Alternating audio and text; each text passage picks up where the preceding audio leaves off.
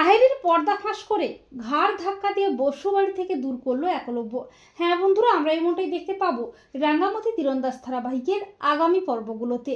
রাঙ্গা ও একলব্য পাল্টা চালে বাজিমাত করে আহেরির চক্রান্ত হাতে নাতে ধরে আহেরির পর্দা ফাঁস করে। অঙ্কুর বলে, আহেরি তোমার জাড়িজুড়ি শেষ, তোমার সমস্ত চক্রান্ত ধরা পড়ে গেছে। অপরদিকে রাঙ্গা গোল্ড মেডেল জিতে নিয়ে বাড়ি ফিরে আসে। প্রমিতা ও নবারন্ত আনন্দে মেতে ওঠে। এরপর রাঙ্গা প্রমিতাকে সবটা জানিয়ে দেয় আহেরির সমস্ত কুচক্রান্ত। এরপর একলব্য ও আহেরিকে নিয়ে বাড়িতে আনে অঙ্কুর ও পাঞ্চালি। রাঙ্গা বলে, কি রে আহেরি দিদি, উড়ানবাবুকে কিডনিটা দিয়েছিস তো?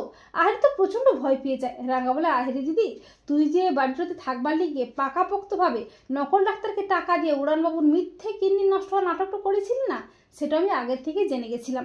তাই পাল্টা ফাঁদ পেতেছিলাম তোকে হাতে নাতে ধরে তোর পর্দা ফাঁস করবার লিগে। প্রমিতা বলে, ছি আহেরি ছি, তুমি এতটা অমানুষ, এই নাকি তুমি আকুকে ভালোবাসো? আহেরি নিজেকে বাঁচাতে একলব্যের কাছে মিথ্যে নাটক করতে থাকে।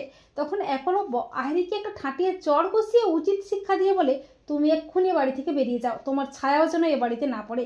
এই বলে একলব্য আহেরিকে ঘাড় ধাক্কা দিয়ে বসু বাড়ি থেকে বের করে দেয়। এরপর রাঙার প্ল্যান মতো অফিসার সত্যজিৎ এসে আহেরিকে অ্যারেস্ট করে। তো বন্ধুরা, তোমরাও এটাই চাও তো আহেরির পর্দা ফাঁস করে ঘাড় ধাক্কা দিয়ে আহেরিকে যেন বসু বাড়ি থেকে বের করে দেয় একলব্য? কমেন্ট করে এক্ষুনি জানিয়ে দাও তোমাদের মতামতটি।